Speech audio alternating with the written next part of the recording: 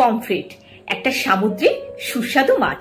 প্রাচীনকালে পমফ্রেট মাছের নাম ছিল প্যামফ্লেট, যেটা সম্ভবত পর্তুগিজ শব্দ প্যাম্পো থেকে এসেছে। Indian, Atlantic and Pacific Oshane এই মাছ দেখতে পাওয়া যায়। বছরে অন্যান্য সময় পাওয়া গেলেও সবচেয়ে সুস্বাদু হয় বর্ষাকালে বা মনসুন সিজনে।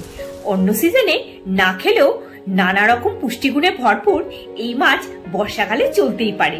ছোট ছোট কাঁটা না থাকায় বাচ্চাদেরও খেতে খুব ভালো লাগে। নমস্কার বন্ধুরা, আমি সূচনা।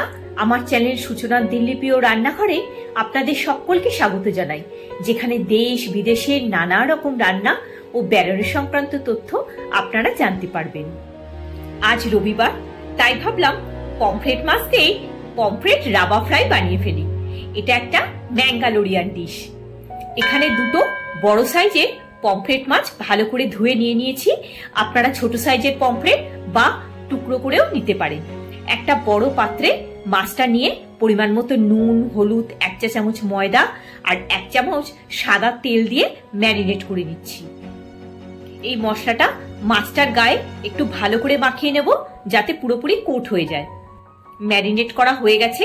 একটা পাত্রে 3 টেবিল চামচ কর্নফ্লাওয়ার, 1/2 চা চামচ কাশ্মীরি লঙ্কা গুঁড়ো, 1/2 চা চামচ লাল লঙ্কা গুঁড়ো, 1/4 চা চামচ নুন, অল্প জল দিয়ে একটা পাতলা ব্যাটার করে নিলাম। একটা থালায় নিয়ে নিয়েছি সুজি। এটা রোস্টেড সুজি নয়। 1/2 চা চামচ ময়দা, 1/4 চা চামচ নুন, 1/4 চা চামচ গোলমরিচ সুজির সাথে মিশিয়ে দিলাম। এবার ওই ব্যাটারে মাছটা ডিপ করে সুজির মধ্যে মাছটা দিয়ে কোট করে নিচ্ছি। একটা হালকা কোটিং হবে। গ্যাসের ফ্লেম অন করে ফ্রাইং প্যান বসিয়ে দিয়ে দিলাম সাদা তেল। তেলটা একটু গরম হলে মাছটা দিয়ে দিলাম। গ্যাসের ফ্লেম মিডিয়াম টু হাইতে রাখা আছে। একটা স্পুন দিয়ে ধারের গরম তেলগুলো মাছের ওপরের দিকটা দিয়ে দিচ্ছি, যাতে ওপরটাও ভাজা শুরু হয়ে যায়। একটা দিক ভাজা হয়ে গেছে, এবার অন্য দিকটা টার্ন করে দিলাম। এইভাবে টার্ন করে করে মাছটা ভেজে নিচ্ছি। খুব বেশি কড়া করে ভাজবো না, যাতে মাছের স্বাদটা ঠিক থাকে। মাছ ভাজা হয়ে গেছে, তুলে নিলাম। এবার একইভাবে অন্য মাছটাও সুজি দিয়ে কোট করে নিলাম। এবার মাছটা গরম তেলে দিয়ে দিচ্ছি।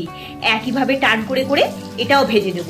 এই রাভা পমফ্রেট দিয়ে গরম ভাত দারুণ লাগবে, সাথে নুন আর কাঁচা লঙ্কা। ব্যাস, দুটো মাছই ভাজা হয়ে গেছে। এবার সার্ভ করে দেব। অতিথি আসলেও সিম্পল এই রেসিপি বানাতে পারেন, স্ন্যাক্সেও ভালো লাগবে। একটা সার্ভিং প্লেটে শসা, পেঁয়াজ কুচি, পাতিলেবুর টুকরো, কাসুন্দি আর টমেটো সসের সাথে সার্ভ করে দিলাম রাবা পমফ্রেট ফ্রাই। গোলমরিচ গুঁড়ো আর চাট মশলা সম পরিমাণে মিশিয়ে ওপর থেকে স্প্রিঙ্কেল করে দিলাম। বাইরে ঝমঝমিয়ে বৃষ্টি আর সাথে এইরকম গরম গরম রাবা পমফ্রেট ফ্রাই অনবদ্য লাগবে। ভিডিওটা যদি ভালো লেগে থাকে একটা লাইক দিয়ে চ্যানেলটা সাবস্ক্রাইব করে পাশে থাকার অনুরোধ রইল। সবাই খুব ভালো থাকবেন, সুস্থ থাকবেন। দেখা হচ্ছে পরের একটি পর্বে। ধন্যবাদ।